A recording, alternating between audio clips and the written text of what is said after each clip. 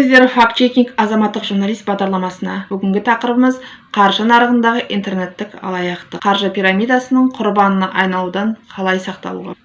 Қазақстан президенті Қасым-Жомарт Тоқаев қаржы пирамидасының ұйымдастырушыларын жауапкершілікке тартуды тапсырған. Осы жылдың 1 шілдесінде Қазақстан Республикасы ұлттық банкі төрағасының баяндамасын тыңдағаннан кейін мемлекет басшысы Қасым-Жомарт Тоқаев жалған ломбард және микроқаржы ұйымдары тарапынан алаяқтық әрекетінің күшеюіне байланысты әсіресе қаржыландыру аясында қаншалықты ашық және заңды жұмыс жасап жатқанын анықтау керектігін айтып кеткен. Соңғы айларда Қазақстан бұқаралық ақпарат құралдары қаржылық пирамидалардың құрбандары туралы жаңалықтарды таратуда. Қазіргі уақытта қаржы пирамидасы арқылы табыс көзін тез табамыз деп алданып жатқан азаматтарымыз көп. Қаржы пирамидалары қоғамға орасан зор әлеуметтік және экономикалық залал тигізуде. Жинаған ақшаларын қаржы пирамидасына салып, ақшаларын алмағандықтан кейбір азаматтарды суицидтік әрекеттерге итермелейді. Отбасыларды бұзады, денсаулығын жоғалтуға және азаматтардың қиын экономикалық жағдайына әкеліп соғады. Күннен күнге қаржы пирамидасын құрушылар саңырауқұлақша көбейіп жатқанын көз жеткізудеміз. Біз енді қысқаша бейне материалымызды көре кетейік, сонан кейін тағы да ары қарай жалғастырамыз. Не менее важной задачей остается повышение прозрачности деятельности финансовых организаций. В этом году с учетом активизации мошеннических действий, так называемых пирамид, со стороны псевдоломбардных и микрофинансовых организаций ужесточено их регулирование. Я поручал также провести проверку деятельности ломбардов и других финансовых организаций, представить информацию о состоянии в этой сфере. Надо ускорить данную работу.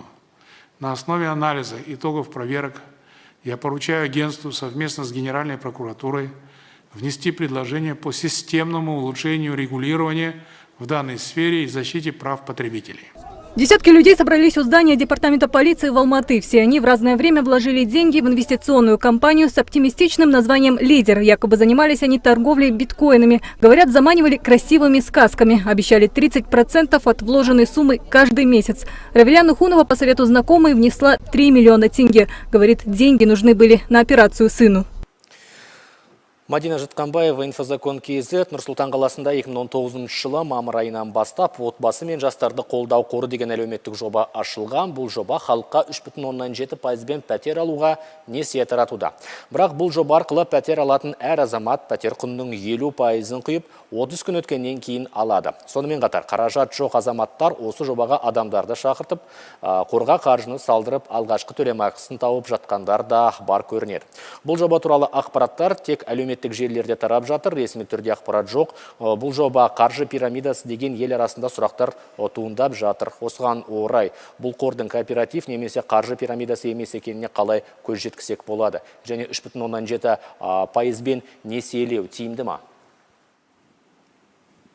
Әрине, бұл 3,7% теңгемен берілсе өте ұтымды және тиімді пайыз, бірақ бұған сену өте қиын. Себебі бізде Қазақстанда ең мөлшерлемесі арзан банктердің бірі бұл тұрғын үй құрылыс жинақ банкі. Ол біріншіден, екіншіден бұл банк арқылы бүкіл мемлекеттік бағдарламалар жүзеге асырылады. Яғни баспананы сатып алуға, несиеге байланысты ақпараттың барлығын осы банктен алуға болады. Ал жаңа сіз айтып отырған кооператив па, немесе бір жеке кәсіпкер ме, оны біздің тиісті органдар сараптап тексеру керек. Себебі ондай жаңа алдында пирамидалар туралы айтып өтті ғой. Егерде ол сондай пирамидаларға жақын бір схемалар, бір қандай да бір механизмдер болса, тетіктер болса, әрине оны заң түрінде қарастырып, оларды заңға тарту керек. Бірақ жаңа сіз айтып отырған мөлшерлеме өте төмен. Енді бізде негізгі операторларды өздеріңіз білесіз, және айтып өттім, тұрғын үй құрылыс жинақ банкі, немесе мына 7-20-25 ұлттық банк тарапынан берілетін өздерінің операторлары бар. Сол операторлармен салыстырып қарағанда әрине ұтымды сияқты, бірақ тағы да қайталап айтам, халықтың жаңағыдай осындай нақты бір махинацияларға немесе бір сондай алаяқтыққа ұрынбау үшін алдын ала тексеріп алу керек, және құзырлы мемлекеттік органдарға жаңағы хатпен жүгіну керек. Сондықтан да біз бұны тексеріп қарайық. Жауабыңызға рахмет. Қазір ғана қаржы министрі өзі айтып кетті. Әрбір қаржы компанияларында пирамидалық схемалар байқалатын болса, онда шағымдануға болатынын, құзыретті органдарға өтініш қалдыруға болатынын айтып кетті. Сондықтан осы біз сұрақты көтергеннен кейін осы компания туралы біраз материалдарды жинадық, азаматтық журналистік зерттеуімізді жүргіздік, факт-чекингімізді пайдалана отырып, біраз материалдарымызды жинадық. Енді тағы айта кетсек, азаматтық журналистік зерттеуімізде ICA компания сайтынан алынған ақпарат, инвестициялық консалтингтік агенттік, жеке шаруашылық серіктестік, ICA қаржылық аналитикалық компания 1 жылдан астам елімізде жұмысын атқарып келеді. Өз қызметтерін жарнамалау тек әлеуметтік желілерде ғана байқалады. Инвестициялық консалтинг агенттігі ICA және әлеуметтік корпоративтік отбасы мен жастарды қолдау қоры ештеңе өндірмейді, өнімі немесе сатылатын заты жоқ. Фандрайзер арқылы инвестиция көзін тартуда. Осы компанияны ЖСН, Селл-счет, Профитбокс, Турбо бағдарламасы арқылы қаражат көзін табу, сонымен қатар сол табыс арқылы әлеуметтік корпоратив отбасы мен жастарды қолдау қоры қайта қаржыландыру арқылы пәтерді сатып алу, сонымен қатар салымшыларының жеке кабинеттері туралы бейнематериалдарды көре кетейік. Армысыздар, құрметті достар, сіздерге қазақстандық жаңа әлеуметтік әрі инвестициялық өнімді ұсынбақпын. Ол ЖСН аталады. Қазақшасы жаһандық кумулятив желі. ЖСН отбасы және жастарды қолдау корпоратив қорының операторы болып табылатын ICA компаниясының жобасы. Аталмыш жоба әлеуметтік әлжуаз топтарға баспана алуға, шағын бизнеске арнайы техника, көпбалалы жанұяларға автокөлік сатып алуға, тіпті айына 2% үстеме қосатын депозиттік селл-счет ашып, капитал жинайтын сайман болып табылады. ЖСН жаһандық кумулятив желі, қаржы саласында қарапайым адамдардың бірігіп, капитал жасақтау мүмкіндігі. Оны әлемде краудфандинг деп атайды. ЖСН қарапайым азаматтардың инвестор болып қалыптасуы үшін арнайы ойластырылған жоба. Профитбокс аталатын жинақ қоймасына жиналған қаржы қомақты депозиттік табысы бар сайманды салымшыларға қолдануға үйретеді, әрі оларды жеке инвестор болып қалыптасуға мәжбүрлейді. ЖСН маркетингінің сипатымен таныстырайын. Бұл маркетинг артық ақшасы жоқ салымшының Профитбокске ақша жинақтауына арналған, және де бұдан ешкім де ұтылмайды. ЖСН маркетингі ыдырамалы матрицаға емес, біртұтас тринар үлгісіне негізделген. Тринар ақша жинақтайтын үстелдері ыдырамайтын, ал серіктес өз командасынан ажырамайтындай маркетинг моделі болып табылады. Енді алдарыңызда көріп тұрған маркетингке назар салыңыздар. Мұнда бар болғаны бір-ақ рет $50 сала отырып, сіз өз астыңызға жазған бірінші адамнан $50 қайтып аласыз. Қалған 2 адам шақыра отырып, тренер болғандықтан, сол 2 адамнан түскен $100 мен екінші үстелге өтесіз. Онда да астыңызға келген 3 адам, әрқайсы $100 ақшасын молайта отырып, сізге бірінші адамнан $100 тағы да қолма-қол табыс түседі.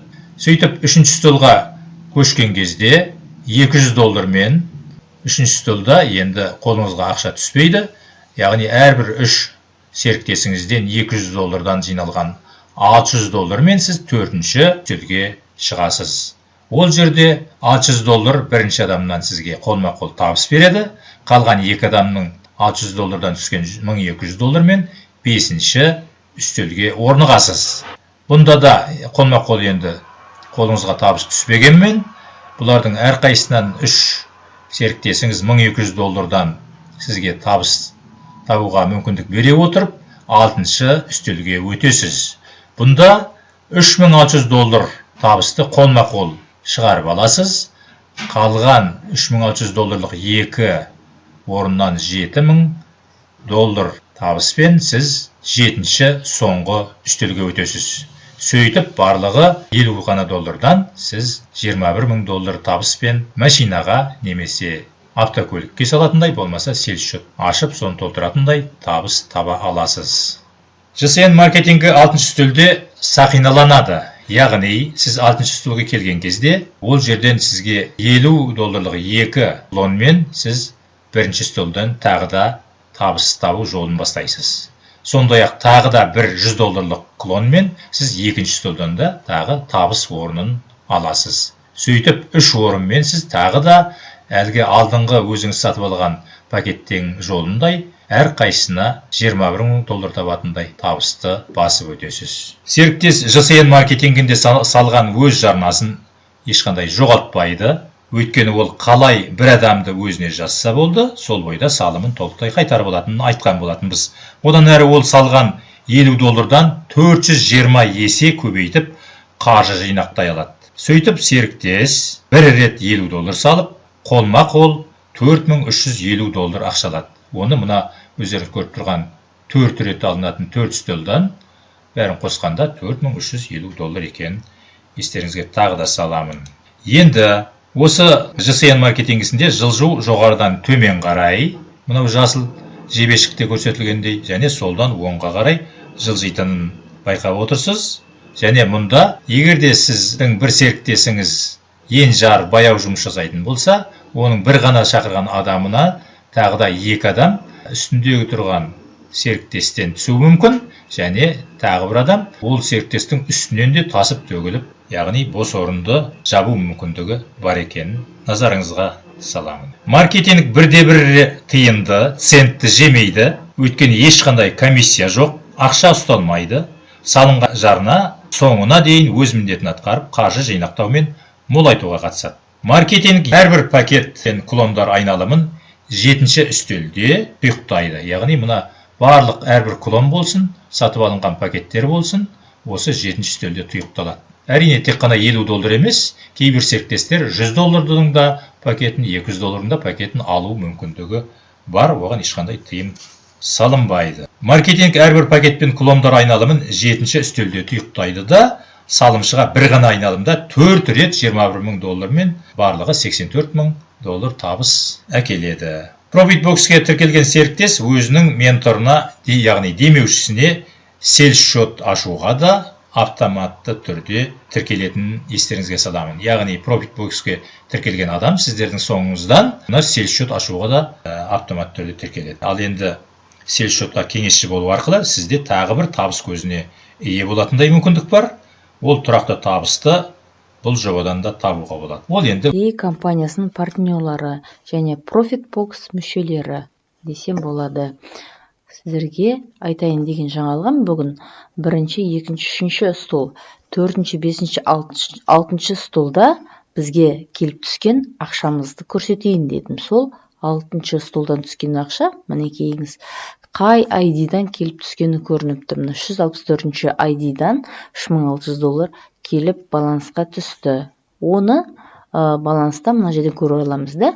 $3,600-ға мен бүгін $1,400 қосып, осынан селс-шот ашып, осы селс-шотқа ақшамызды көбейтуге салып қоймақшымыз. Мен алдында $5,000-ға шот аштым. $5,000-ға шот ашып қойғамыз. Мұны 14 декабрьде ашып қойғамыз, $360 төлеп. $60 активацияға төлейміз, ал $5,000-ға шот ашқанымыз үшін соның 6% услугасы $100 болады екен. Сол $100-ға ашып қойғанбыз. Енді осы жерге, сумма шоты деген жерге мен қазір сумманы салып қоймақшымын. Так, мына жерде балансқа салып қойдық $5,000. Енді пополнить счет дейміз да. Выберите $, выберите 10. Значит, менде $10,000 болады екен скоро. $5,000 жазайын деген, $5,000. $5,000. Пополнить счет. Успешно пополнили счет. Ура! Біз $5,000-ға счетты толтырдық.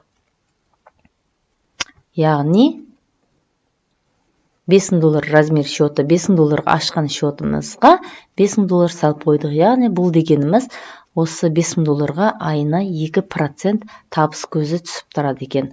Ол табыс көзін қашан түседі, сол кезде мен тағы да бір видео жасап көрсетемін.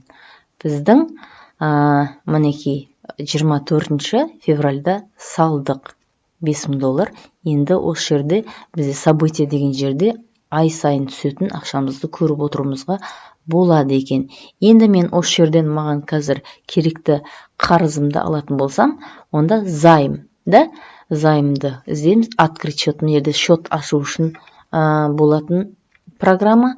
Мына жерде пополнить, қазір өздеріңіз көрдіңіздер, мен пополнить еттім счетта. Енді увеличить размер дейтін болсам, мен тағы да 10 000 долларға счетымды үлкейтетін болсам, онда мен тағы да 6% услугамды төлеп, мына жерде размер счеты 10 000 доллар көрсетеді екен. Енді сіздерге ары қарай көрсетейін. Неде погашение займ. Егер де мен қарыз алған болсам, осы жерден займды, қарызды қайтадан қайтарып беруге болады екен. Займ подсчет. Так, енді мен қарыз аламыз. Взять займ, қарыз алу. Маған қазір 30% ақша керек болып тұр. 5 000 доллардан мен 30%-ын ала алады екен. Так, займ подсчет. Выберите валюту. USD. Пополнить. То есть процент. 60% жоқ, маған 60% керек емес. Маған қазір 30% керек. 30%. Ол дегеніміз 1500 доллар. Так, 1500 доллар. Взять займ. Мы успешно получили займ. Енді қазір ақырында бассақ, менің балансымда 1500 доллар тұр. Осы 1500 долларды мен финансыйды басып, өзіміздің кошелек. Так, вывод средств. Мінеки кошелектеріміз бар. Доллар деп, мына жерден мен банковский картаға, немесе Payer, Perfect Money, Advocash, немесе биткоинға шығарып алуыма болады екен. Шығарған суммаларды мұнан көрсеңіздер болады.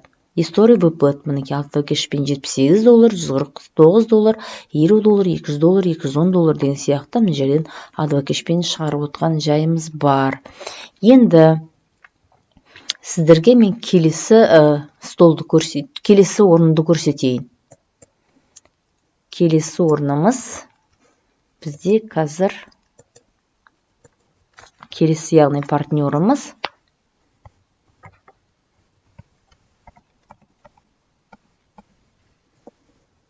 Тағы да 5 000 долларға счет ашып қойған. Успешная авторизация, кабинетке кіруге болады екен. Енді мына жерде бүгін біз счет аштық. Счет ашып, мына 5 000 долларға счет аштық та, размер счета. Оған 1642 доллар сап қойдық. Енді осы 1642 долларға да айына 2% түсіп отырады. Бұл екінші жағдай. Енді мен келесі кабинетті ашып көрсететін болсам, ол жерде бізде бұдан да көбірек ақша бар. Клар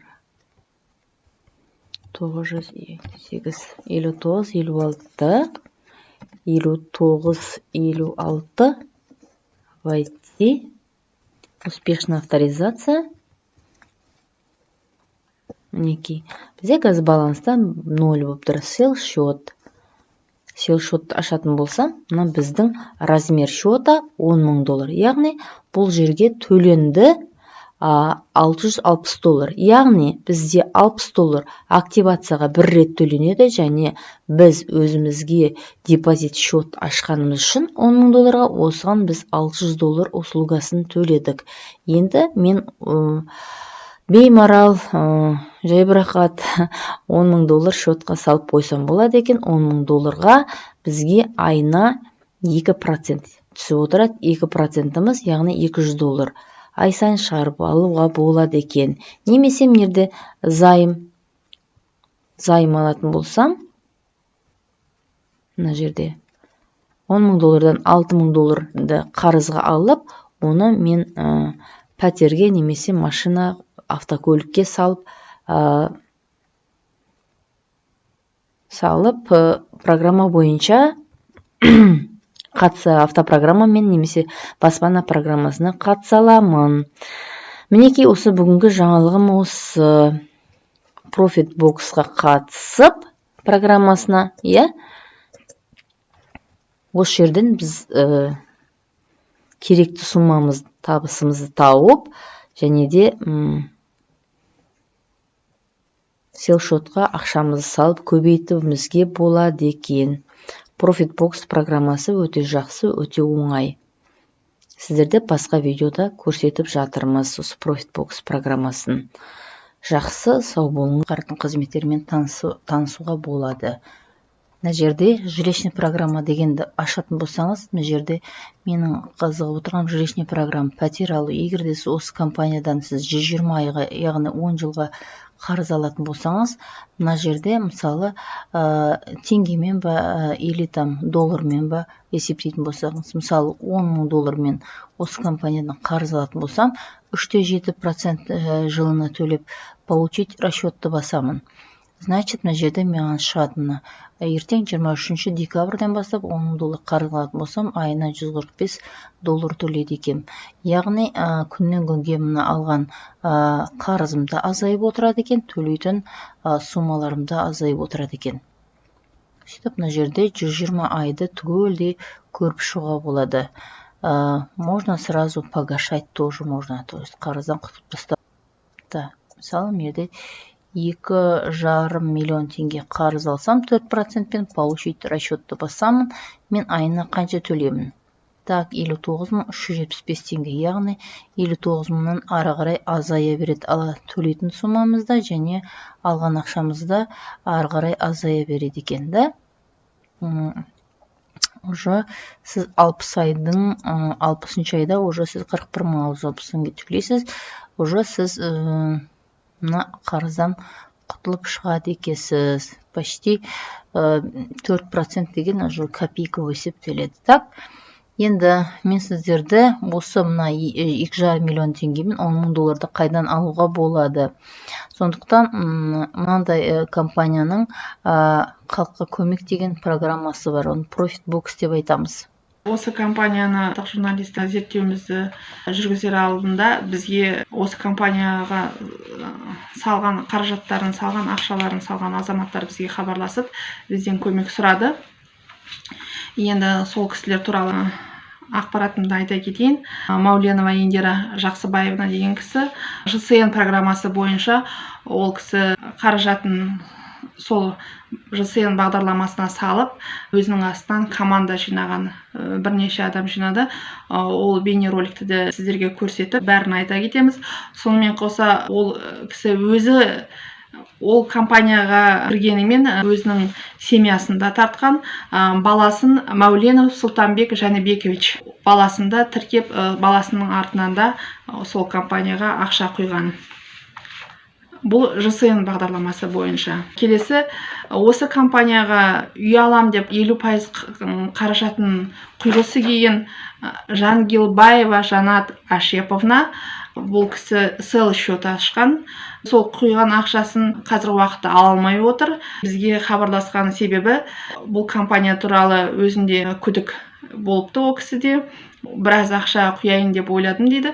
Күдіктенгеннен кейін бұл компанияға қаражатымды салмай, тек сел счет ашып қана қойдым. Бірақ енді сол сел счетқа салған ақшамды ала алмай отырмын деп айтты. Қазір ол кісінің өзімен осы жерде жүздесеміз, ол кісі өзі айтып кетеді.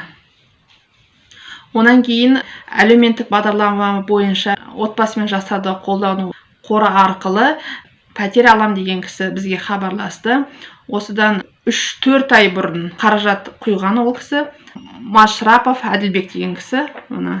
Бұл кісі 8,5 миллион құйған. Сол компаниядан 50%-ын құйған. Жезқазған қаласынан боламын, атым Жаннат.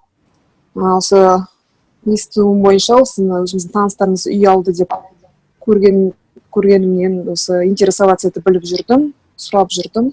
Содан 50%-ын салсаң, жиллион ақшасын 50%-ын компания төлеп, үй алып береді деген соң сел счет ашуым керек болды. 147 мыңға сел счет аштым. Енді сол 50%-ын салатын кезде бір таныстар арқылы естідім, что жаңағы январдан бері салған адамдар не ақшасы жоқ, не үйі жоқ, салмаңыз деген нені. Бір таныстарым арқылы себеп болып қалды кездесіп.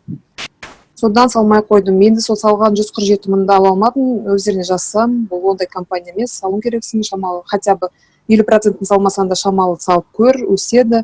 Байқайсың, наблюдать ете тұр деді енді бір сөзбен айтқанда. Қазір отырмыз енді ешқандай ол кісілермен группаны шығарып жүрді, ешқандай хат хабар алыса алмай отырмыз.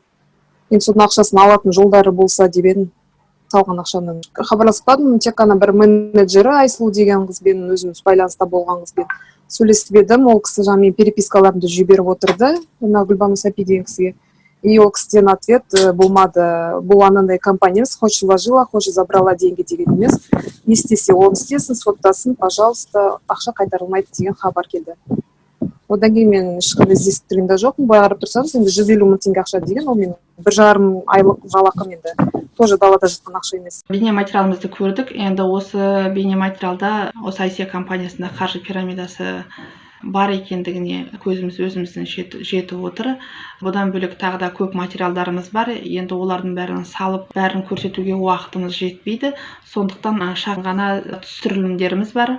Бейнематериалдан басқа тағы да слайдтарымыз бар. Біз ақпараттарды жинадық. Әлі де азаматтық журналистік зерттеуімізді жүргізіп жатырмыз. Факт-чекингті пайдалана отырып, компанияның қаншалықты ашық жұмыс істеп жатқанын көзіміз жеткізу үшін көп жұмыстар атқарып жатырмыз. Енді сондықтан осы көрсетілген бейнематериалымыз туралы біздің мамандарымызға біраз сұрақтарымызды қоя кетейік. Осы мамандарымыз біраз енді өздерінің ақпараттарын бере кетсін. Бағлан мырза, сіз цифрлық және медиа сауаттылықты дамыту тақырыптарындағы оқытушы әдіскер ретінде бейне түрінде ұйым туралы не айтасыз? Біздің көрермендерімізге қаржы нарығындағы интернеттегі алаяқтық қаржы пирамидасының құрбанына айналудан қалай сақтануға болатыны туралы кеңесіңізді берсеңіз. Сонымен қатар электрондық шотқа салынған ақшаларды қадағалау мүмкіндігі бар ма? Сол туралы енді өзіңіз кішкене ақпарат бере кетсеңіз. Келісім шарт болды ма бір? Осы компаниямен құжаттар? Ондай ешқандай келісім шарт болған жоқ, тек электронды түсінгенім бойынша. Мен ешқандай жерге ештеңеге қол қойған жоқпын, бірақ жаңағы өзім сайтына кірсем, жаңа кабинетіме кірсем, келісім шарттар бар, но без договора, без печати. Ой, без печати, без подписи деген ғой. Жоқ, оның бір талаптары, ережелерін бәрін сіздерге жіберу керек олар. Не себептен сіз осы 150-ге беру керексіз? Оны салса алдына түсіндіру керек ғой. Мына сіз 150 счет қарсы. Оны енді ауызбен түсіндірді, былай $5000 сел счет ашу керексің, соның құны жаңа 6% 147 болады деп. Енді ешқандай қағаз ештеңе болған жоқ арамызда. Ешқандай кепілдік болмады ғой, кепілдік хат деген нәрсе. Жоқ, онда ештеңе болған жоқ. А ол компания туралы сіз қалай естідіңіз? Ол компания туралы қалай естідіңіз? Қай жерде таптыңыз оларды? Енді ол Жезқазған қаласы кішкентай ғой, біздің бір өзі семейный жолдастарымыз содан үй алып жатырмын дегеннен кейін интересоваться етіп барып тыңдадым офистарына барып. Ол кісілер енді алуын алды үйді, соған біз сеніп, біз де салып алғымыз келді. Бірақ жаңағындай момент болды, бір таныс кісі Астана қаласынан кездесіп алып, айтып едім, осылай үй салайын жатыр, үй алайын жатыр, мен ақшасын саламын деп едім. Ол кісі сразу мен де салғанмын, мен де алғанмын, бірақ мен артынан қаншамадан кірем дегендерді кіргізбей отырмын. Себебі жаңағындай өзінің бір танысы январьда салған ақшасын, не үйі жоқ, не ақшасы жоқ, күтіп отырмыз әлі дейді. Басында жақсы болуым болды, видимо, деп өзім ойым енді. Қазір енді белгісіз. Айтатын нәрсем, бізде әрине бір компания туралы болған кезде біз оны тексеруге болады оны. Бізде ЕГОВ бар, білесіздер өзі. Электрондық мемлекетте, сол жерде үкімет, электрондық үкімет деген соған кіріп, сол компанияның биін тауға болады. Сол биін енгізіп, сол компания туралы сізге тауға болады. Ол компания тіркелген ба, тіркелмеген ба, сол бойынша біріншіден әрине бірінші бізде тексеру керек. Сол енді медиа сауаттылық бойынша мен айтатын нәрсем, бірінші біз ЕГОВ арқылы сол компания тексеруге болады. Биін табасыз, сол номер биін енгізесіз, сол сізге тауып береді. Кім атына тіркелген, сол компанияның аты бәрі жазылады. Одан кейін ол жерде бізде салық төлеу бойынша да тексеруге болады. Ол бәрі ашық ақпарат қазір. Солды биін енгізген кезде сіздер веб-сайтқа кіресіз, сол салық төлеген бойынша бәрі тексеруге болады. Ол да біріншіден ашық. Сонымен бізге айтатын негізі қазір енді көріп тұрсыздар, бізде 21 ғасыр, бізде алаяқтар көбейіп кетті. Қазір көп алаяқтар енді электронды түрге ауысып жатыр. Ол алаяқтық деген ол баяғыда келіп жатқан нәрсе. Ол если былай қарасаң, совет үкіметте кезінде болған алаяқтар болған. 90-шы жылдар біздер білесіздер МММ деген компания болған. Оларды адамдарды алдап жүрген. Бірақ ол жерде электрондық цифрлық неде саласында олар жұмыс істемеген. Қазір көп нәрсе қазір алаяқтар электронды жерге. Бұл жерде сол баяғы схема, ешнәрсе өзгермеген, адамдардың сеніміне кіру, адамдарға олар уәде береді, айтады, осындай кішкентай пайызға сіз үй алып береміз, жасын төлеп береміз. Бірақ біз біріншіден адам ойлану керек. Бизнес ешқашан ұтылмайды. Ол өзіне бизнес ешқашан қарсы кетпейді. Себептен былай ойланып қалу керек. Мен 50% төлеп береді. Ол қандай пайда өзіне көреді деп. Соны адамдар кішкене скептик болып ойлау керек. Не себептен бұлар мен 50% төлеп берді? Бұл қандай пайда көріп жатыр бұдан деген сол сұрақ қою керек. Бизнес ешқашан, қандай да қоғамдық болмаса, бизнес ешқашан ұтылмайды. Былай айтады, казино никогда не проигрывает дейсіз ғой енді. Тура сондай нәрсе, бұл сондай принцип болады. Ешқашан ұтылмайды. Соны бізде адам бірінші ойлау керек. Әр компания онша ескен кезде сіздерде енді қазір сіз не істейсіз, интернет бар. Сол электронный правительство кіресіз, сол жерге бейін енгізесіз, тексеруге болады компания. Одан кейін налог салық бойынша төлеуге болады. Кейін сол компанияның сайтын тексеруге болады. Сайт тексеріп бүкіл ақпарат осы адамдарды кім істейді, соны жинау керек. Себепті әшейін бір 150 мың теңге ол үлкен ақша. Оны әшейін беруге болмайды. Ешқандай өрді келісім болмады сіздерде. Кепілдік ешқандай олар бермеді. Ережелерін сізге ешқандай түсіндіріп бермеді. Оның бәрін сізге даже электрон түрде бойынша қазір бізде көп нәрсе, қазір электронный қол бар ЕГОВта. Қазір жайлап біз соған көшіп жатыр. Қазір мысалы Назарбаев университеті мен сөйлеп оқуға түстім. Маған мен немді келісім шартымды оқуымды олар қазір ЕГОВ арқылы жібереді. То есть мен қолмен қоймай, мен электронный қолмен қоямын. ЕГОВта менде өзім кілтім бар, не бар. Сонда қазір неге көшіп жатыр қазір 100 мың, 200 мың шығарып аламын деп ешқашан ойламады. Басында ол пирамида схемасы мынандай. Басында бірінші қатысқан адамдар ақшасын шығарады. Ол уәдесін олар істейді. Кейін одан кейін ақша жиналып, клиенттер көбейгеннен кейін ақша жиналады да кейін ол компания жоқ болады. Сонымен бұл компания бойынша әрине тексеру керек, жұмыстар жүргізу керек. Немен айналысатынын, сонымен сіздерге олар түсіндірген кезде, мысалы, ол қаражат салып жатыр. 150 мың теңге, ол сіздің айтқыңыз бір жағынан. Ол әрине оны ойлау керек. Не себептен осынша ақша салу керек?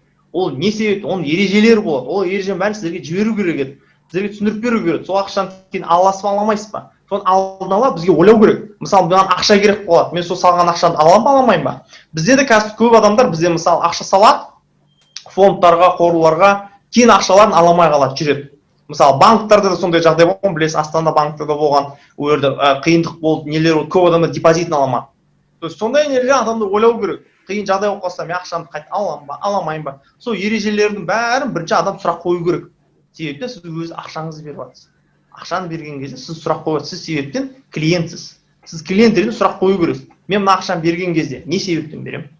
Ол ақшаны мен кейін қайта аламын ба, аламаймын ба? Оның бір кепілдіктер бар ма, жоқ па, сіздер банкрот тексеріңіз.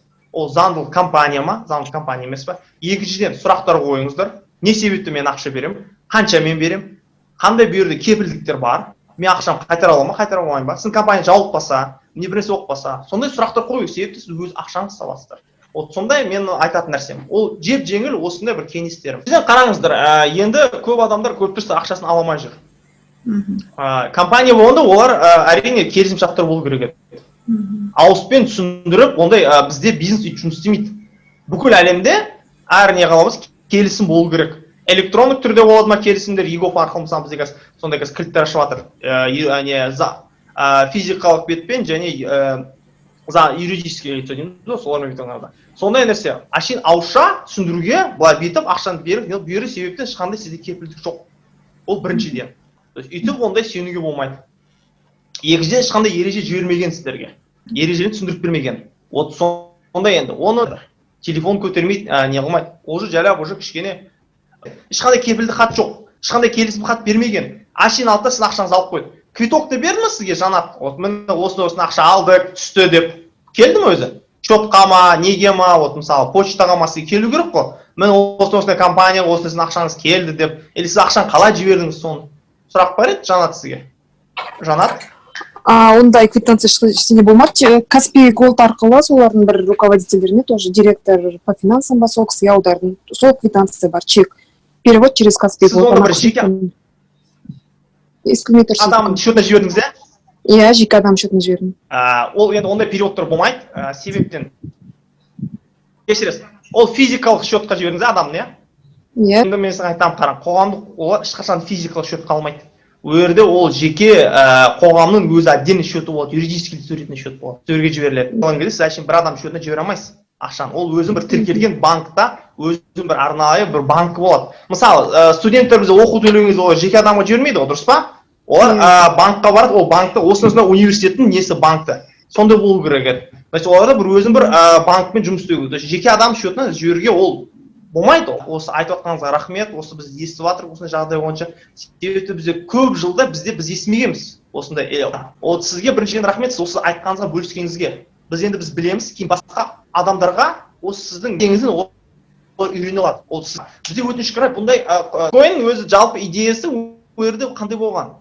Оны істеген адам басында идеясы что өрде үшінші жақ болмау керек, екі жақ болу керек. То есть жіберген және алатын адам. То есть бізде енді қазір ақша жіберген кезде бізде банктар қарап отырады. Мысалы біз ақша жіберген кезде банктар бізде процент ұстайды. Вот. Биткойн идеясы мынандай болған. Мен ақшам мен өзім ұстаймын, оны ешкім процент алмау керек, оны ешкім білмеу керек. Қай жерге мен ақша жібердім, қалай мен жібердім, кімге жібердім, оны ешкім білмеу керек деп, сол биткойнды енді сол идеямен болған басында. Сонымен енді қылмыскерлер де пайдаланады онымен. Сонымен былай қараңыз, сіз жіберген кезде қай жерге жеткенін сіз білмейсіз. Сіздерде ол көрсетпейді. То есть өрде екі жақ. Мысалы сіз бір банктар арқылы жіберсеңіз, банктарда бүкіл ақпарат өзінен жинап отырады банктар. Биткойнда онда ақпараттар сала алмайсыздар. Сондай енді счет жіберген кезде, мысалы мен енді айтатын нәрсем, қараңыздар, если бір үлкен бір қоғамдық бұйым болса, өрде олар жеке адам счетына жібер деп айтпайды ешқашан. Ол ешқашан ондай болмаған. Ол енді жеңіл нәрсе, білетін нәрсе, бізде өрде өзінің арнайы жеке счеттері болады. Счеттар ашылған кезде олар заң юридическое лицеден соған ашылады. Енді жеке бетке оны ақша жіберуге, оны кішкене ойлау керек, сенімдікті кішкене жоғалтасыз жерде. Жеке адамға жібермеу керек ақша жіберген кезде. Өтінішке орай көп нәрсе алаяқтар істегеніңіз олар бетер. Олар өздеріне тағым адамдар тауады. Мысалы, ол айтады сізге, мысалы, жаңа сіз жағдайыңыз мынандай болуы мүмкін. Сіз бір адамға жібересіз да, олар адам оған звондайды, алаяқтар айтады, сен саған бір 300 мың түседі, сол 300 мыңнан өзіңе бір 100 мың ба 50 мың ал дейді. Ол білмейді, ол алаяқтық процесс емес па. Ол кейін ол алады да басқа жерге жібереді. Сондай бізде ондай нелер көп пирамидаларда. То есть өрде шетін табу өте қиын болады. То есть біреулер айтады, сен мына счетқа жібересің, ана счетқа ақша түседі, студенттерге ма, жастарға ма келеді, олар ол білмейді ол. Не ақша. Ол ақша түседі, оның ішіне алады, өзіне қалған басқа біреуге жібереді. Сонымен өстесі айналып келеді. Сонымен сол несін шетін табу өте қиын болады. Сондайда бізде практикаларда бар, осындай алаяқтар жұмыс істейді осындай нелермен. Олар 3-4-5 адамдар табады, и сол 3-4 адамды счетта ауысып тұрады өстіп.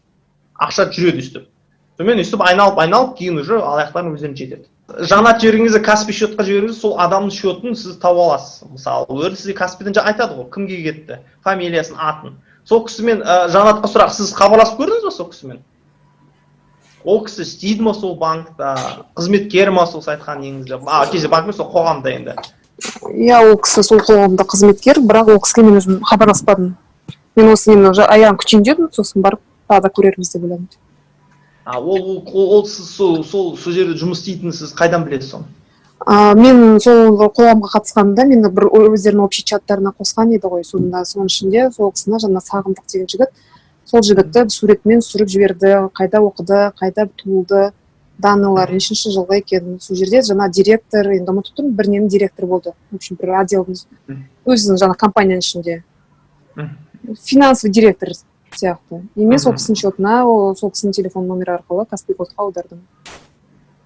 Енді көріп тұрсыз енді суреттер болмаса, ол адам суреті ма суретмесе біз білмейміз нақты енді. Сондай да болып тұрды видите. Сондай жағында да ойлану керек, оны былай жеке кездессіз ба, соны айтып тұрмын ғой енді. Ошол басқа біреу қойған шығар. Енді тағы да қысқаша бейне материалымызды көре кетейік. Сонан кейін Аян мырзаға сұрақтарымызды қойып, ол кісіден тағы да жауаптарымызды аламыз. Саламатсыздар ма, Қарағандының қыздары, ханымдар мен мырзалар. Бүгін 17 январь. Сүлейменова Индира ханым бүгінгі біздің спонсорымыз демеушіміз, яғни осы бизнесқа шақырған Сүлейменова Индира және Данар мырза, Назгүл ханым, сіздерге көп рахмет. Бүгін сіздермен осы бүгінгі Сүлейменова Индираның $3600, яғни бұл 1,5 миллион теңгесімен құттықтап отырмыз. Индира ханым, саламатсыз ба? Кеш жарық. Кеш жарық, саламатсыздар ма, серіктестер? Мен осы компанияға деген алғысым өте шексіз. Мені осы компанияға алып келген ең бірінші Данат мырзаға рахметімді айтайын. Осы компанияға шақырып, бүгінгі күнде 45 күнде осы $3600 жетіп отырмын. Компанияны ашып, халыққа ұсынып, халықтың әлеуметтік жағдайы көтерілсін.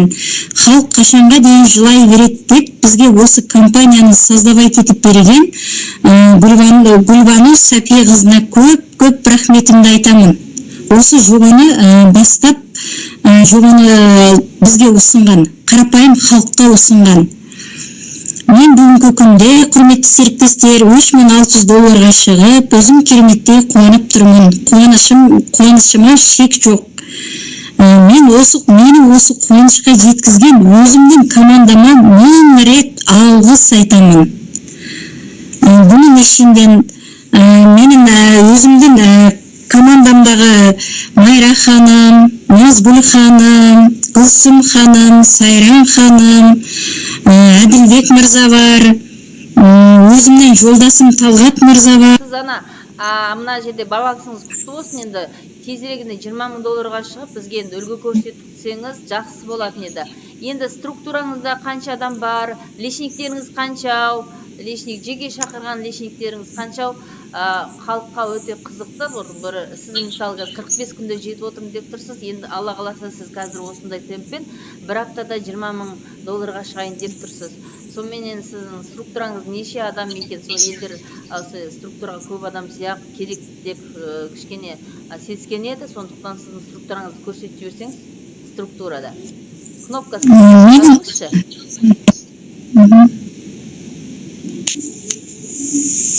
Сол жақта структура, сол жақта, ха?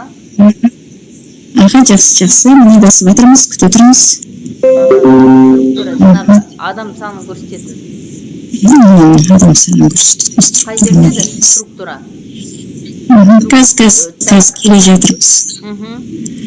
Партнеры дегенді қасыңызшы, партнеры. Партнеры дегенде сіздің өзіңіз лешниктерің шығады. Партнеры, айтпақшы, структура емес.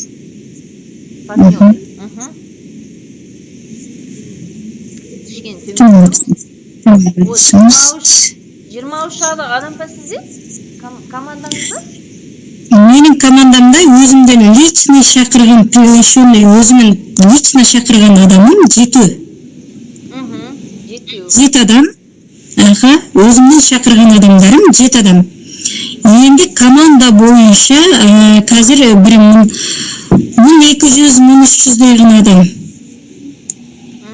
Мына жерді басқан кезде сіздің структураңыз көрінеді? Мен структурамды көрінеді, мына жерден. Мына жерде мен өзім 7 адам шақырдым, 7 адамдан тарап отырған қазір мұндан артық адам.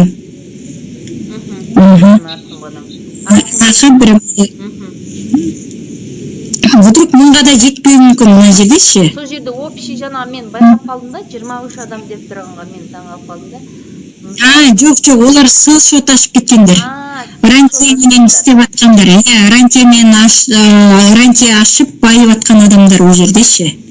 Өз ақшаларын өздері көбейтіп жатқандар 23 командада. Хорошо. Енді сіздің өзіңіз жоспарыңыз қандай? Мына 3600-ден селшот ашасыз ба? Менің өзімнің жоспарым қазір $3600 алып барып селшот ашайын деп тұрмын. Қазір селшот ашам. Селшот алып барымыз. Одан кейін 20,000 алсаңыз пәтер аласыз ба Алматыдан? Маған көрші боласыз ба? Алламандығын беріп Құдай бұйыртса, өзім бір кереметтей әдемі пәтер алғым келіп жүр. Алматы қаласының болсын, тезірек Алматыдан үй алуыңызға тілектеспін. Тура сіздің жаныңызға барайыншы, Майра ханым.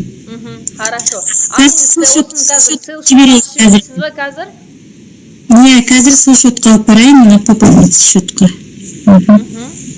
Қазір енді мына селшот дегенде депозитный счет, инвестиционный счет, және өзі зарплатный счет, так, пополнение счета USD доллармен толтырамыз, сумма жазамыз. $3600. Енді жібереміз.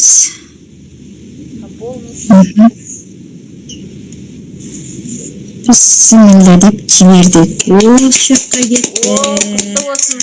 Депозит счетыңыз құтты болсын. Енді. Вот структурные қарағанда.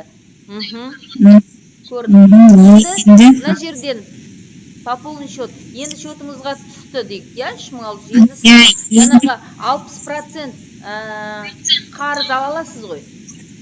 Алалам қазір. Так, енді көрсетеріңіз ана мышкамен. Сізде қазір $4015 болып тұр, я, мышкамен мына? Қазір менде $4015 шықты.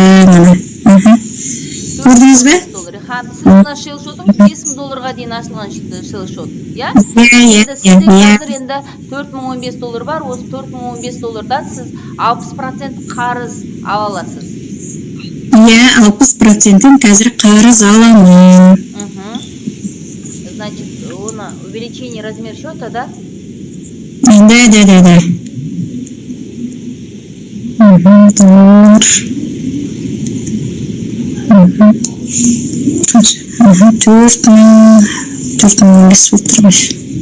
60%?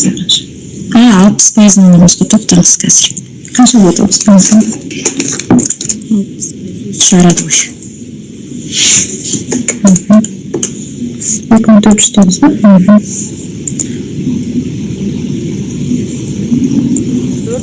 4015 60% болады, солай ма?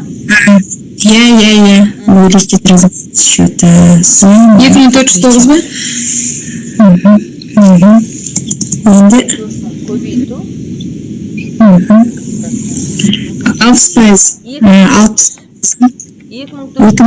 2400 деп жазайық мына жерде. Енді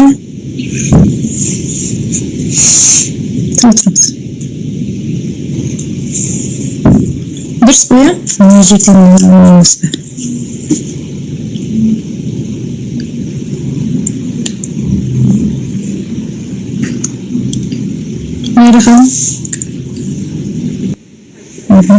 Ал, увеличить счет. Енді қазір басамыз.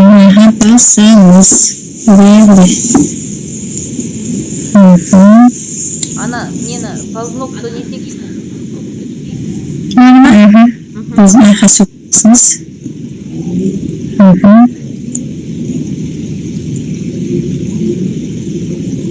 Жоқ, бұдан емес қой деймін.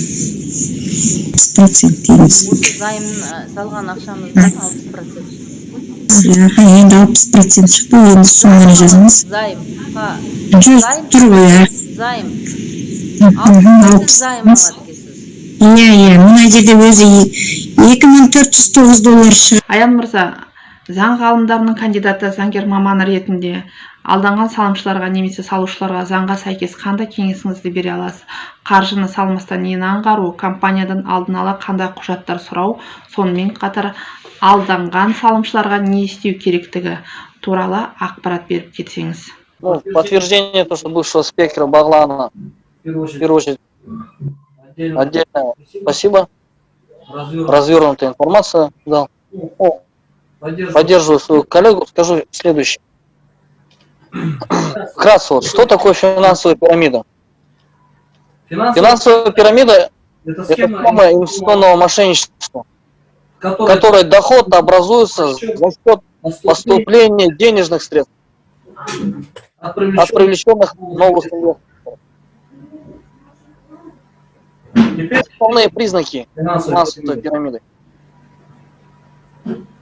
Первый, самый главный признак финансовой пирамиды – это обещаемая баснословная прибыль, доходы. Обещания высокой доходности могут быть исполнены единожды для завлечения. Но риски потери еще больших средств слишком высоки. Второй признак – компания не ведет реальную экономическую или инвестиционную деятельность. Пирамиды маскируются под товарные, кредитные, туристические, строительные компании. Но на самом деле все выплаты старым вкладчикам пирамиды идут за счет взносов новых вкладчиков. Третий признак – у таких проектов нет материально-правовой базы. То есть такие компании вновь созданы, не имеют финансовой отчетности, не заключают договоры или договоры, составленные в пользу самих организаторов и не соответствуют законодательству Республики Казахстан. Касательно вот озвученной компании международной, которая именует себя международной, если на сайте посмотреть, то справка, которая выдана госорганами, они зарегистрированы лишь в 2019 году. Здесь только 2 справки о госрегистрации данной компании и корпоративного фонда. Это означает, что если данные компании только что были созданы, у них нету, как показывает практика, оборотных средств. Далее на этом сайте мы не видим уставов этих компаний. Если нет уставов, мы не знаем, какая показывает практика. Уставной капитал этих компаний мизерный. Далее на что следует обратить. 4-м признаком пирамиды является слишком разносторонняя деятельность компании, которая маскирует отсутствие точного определения деятельности в целом. 5-й признак – это активная и навязчивая реклама в социальных сетях, особенно в сетях Facebook. Из-за запрета распространения такой рекламы в средствах массовой информации в соответствии с законом Республики Казахстан о рекламе, весь этот незаконный бизнес уходит в соцсети и мессенджеры. Зерттеуімізді жүргізгеннен кейін, енді өзімізде күдік пайда болғаннан кейін, біраз ақпараттарға көзіміз жетіп, бәрін көргеннен кейін, бұл компанияның пирамидалық схемалары бар болғандықтан, біз өтінішімізді құзырлы органдарға өткіздік. Ол кісілерден жауаптарын күтеміз. Ары қарай не болатынын бәрін келесі бағдарламамызда айта кетеміз.